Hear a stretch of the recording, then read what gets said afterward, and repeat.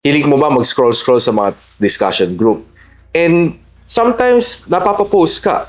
And sometimes, pa nag-post ka, pinag-iinitan ka, pinagbubuli ka, kung ano-ano pinagsasabi tungkol sa'yo. In this video guys, tuturuan ko kayo kung paano mag-file ng complaint against doon sa nagbully sa'yo sa PNP Anti-Cybercrime Group. And gagawin lang naman natin in these very easy steps right after this quick intro.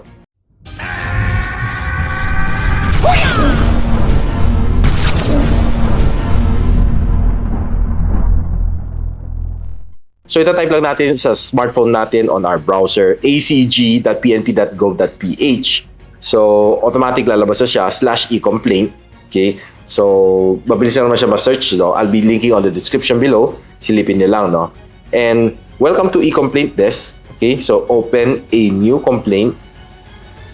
Pwede rin kayo mag-check ng status once na nag-complaint na kayo. So papasok nyo yung email address niyo. And of course, check lang kayo ng topic dito.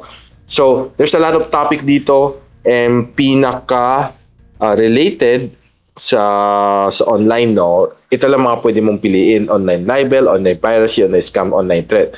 So, either tinetreat ka or inaakusahan ka ng, let's say, defamation. So, online libel ay select natin. Habang nagsiscroll ako dito sa page ni Sulit Tech Reviews and binabasa natin mga comments. Actually, meron naman nagsumbong sa akin na meron naninira sa akin dito sa loob ng thread na to. So, binasa ko, no? So, nag-scroll ako. And, eto, sinabi ni Kyle Reyes, no? Sabi niya, business kasi ng Pinoy Tech Dad at Gadgetsidekick. Manira ng business ng iba kaya hindi sila invited. This is a form of defamation. So, sinisiraan ka, no? Without any concrete proof, pwede mo siyang kasuhan. So, check lang natin right now, no? Si Kyle Reyes. Kunin lang naman natin ang kanyang details. Okay, so si option, copy mo yung link ng kanyang profile. You might need it later. Take a screenshot nito and take a screenshot nitong yung paninira niya sa'yo, no? So, okay, so we'll need that maybe later. So, let's head on back dito sa complaint natin, no? So, after natin mag-type in na email address natin yung full name, and kung anong topic, online libel, create ticket. So, fill in natin lahat dito, no? Everything that they need from you.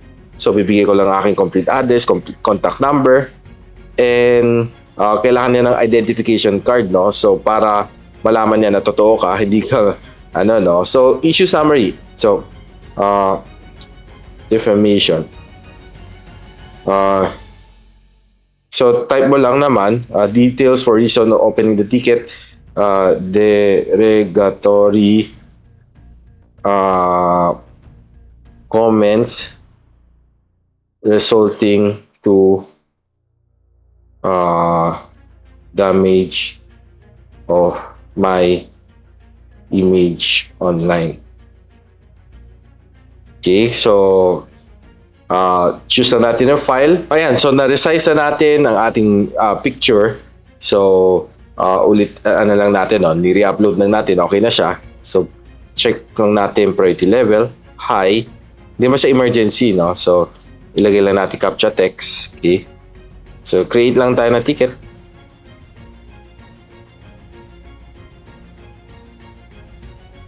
Ayan, so sabi niya, support ticket request created. Thank you for contacting us. Okay? So, ganun lang naman kadali mag-apply and mag-file ng complaint sa PNP Anti-Cybercrime Group.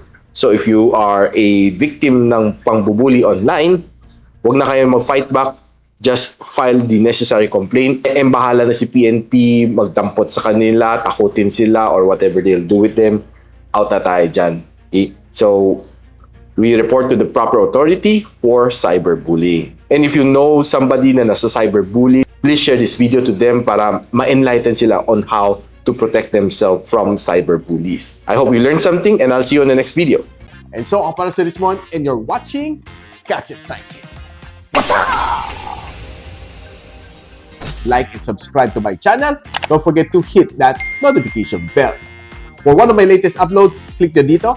And for one of my popular uploads, click here.